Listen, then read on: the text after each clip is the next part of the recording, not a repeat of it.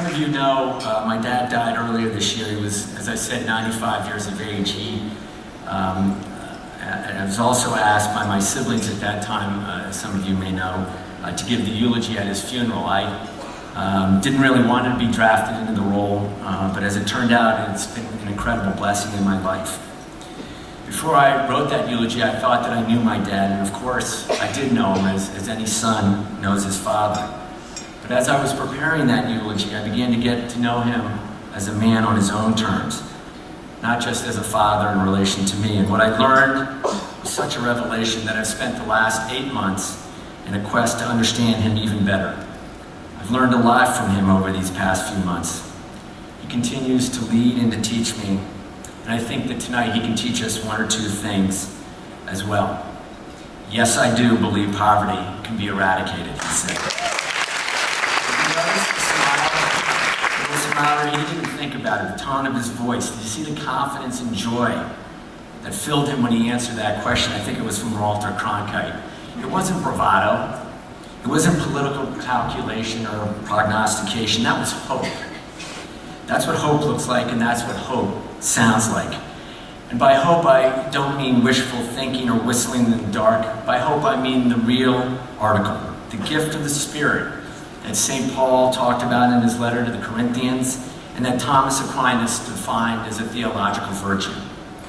My dad did not reply, "Yes, I do," because he knew precisely how poverty was going to be ended, or because he thought that President Johnson was going to fund the war on poverty at the necessary levels, or even because he thought that he could outflank the efforts of Senator Stennis and other powerful people who wanted to kill the war on poverty and instead fund the war in Vietnam. He said, "Yes, I do," because he knew that we are not alone in this. He said, yes, I do, because he knew that at our deepest, most authentic desires to bring an end to poverty cohere with the deepest, most real desires of the universe. He was a spiritual man. He was also a public servant and a public administrator in the United States government. And he brought his spiritual vision directly into his work as director of the Peace Corps and the War on Poverty. In a commencement address at Fordham University in 1963, he was very explicit about his position, and again I quote, "The separation of church and state does not mean the divorce of spiritual values from secular affairs. The great social questions, war and peace, civil rights, education, the elimination of poverty at home and abroad are all, at bottom, moral questions. They reflect spiritual values. And if we enter the battle for social justice without our strongest weapon, the spiritual values from which social action springs, our efforts will be doomed to failure." In other words, we are not alone in our efforts to eliminate poverty, but if we act like we are alone, as if the Spirit does not exist, then we are doomed to failure. So how do we infuse spiritual values, our strongest weapon in the battle for social justice into secular affairs? How do we make room for the Spirit in the programs that we run, and the policies that we develop, and in our battle for systemic change? A number of great ideas that Father Larry just spoke about. In early 1965, Daddy gave 2 speeches to audiences much like the one gathered here. One speech was to the National Conference on Poverty in the Southwest in Tucson, and the other was the National Conference on Social Welfare in Atlantic City.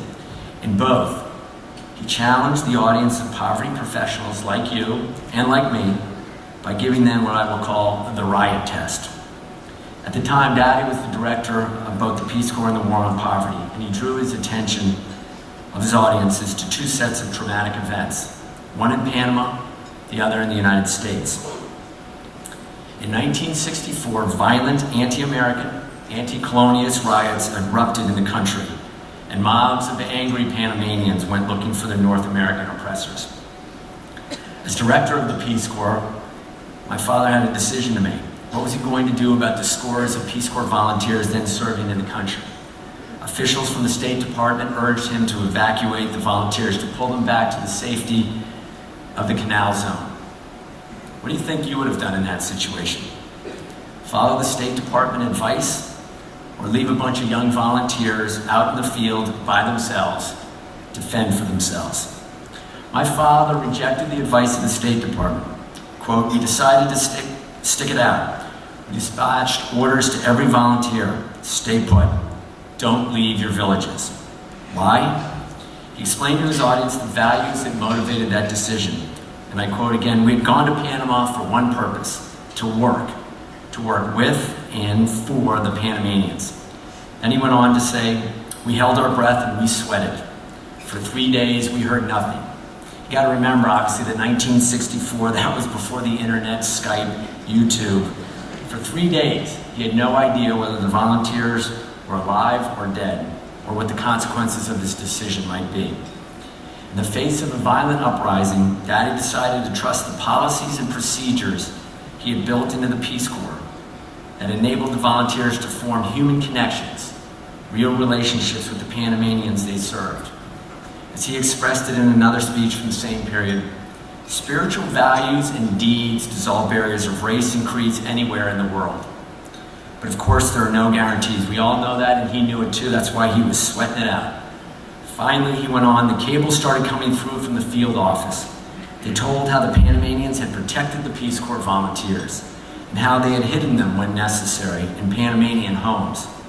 And then the New York Times came out with an incredible story. Not one single Peace Corps volunteer had been injured. Only in the safety of the Canal Zone, surrounded by the armed might of the U.S. military forces, had anyone been hurt. In rural villages in every town where Peace Corps volunteers lived, the villagers had repulsed every marauding band searching for North American victims and hidden the volunteers in their own home. There's nothing Catholic in what I just spoke about, or even specifically religious in anything my father said or did. There is just his deep attentiveness to the ways of the Spirit. And there's also his clear recognition as program directors and administrators that we can build spiritual values into the roles and tasks and policies we create. And that when we do this, we open up to the Spirit, to the people who participate in them, as well as to ourselves. By now, I'm sure you've all already figured out what I mean when I say that my father gave the riot test to the poverty professionals he spoke to in 1965. For after leading them to ponder for a few minutes those extraordinary events in Panama in 1964, he invited them to turn their attention to contemporary events in the United States, the long, hot summer of 1964. He invited them, and I quote, think back to that long, hot summer of '64, to last August and September in Philadelphia, in Rochester, in Harlem, in Brooklyn, to the angry mobs of citizens roaming the streets, defying policemen, looting and rioting, and injuring innocent bystanders. And then he gave them the riot test.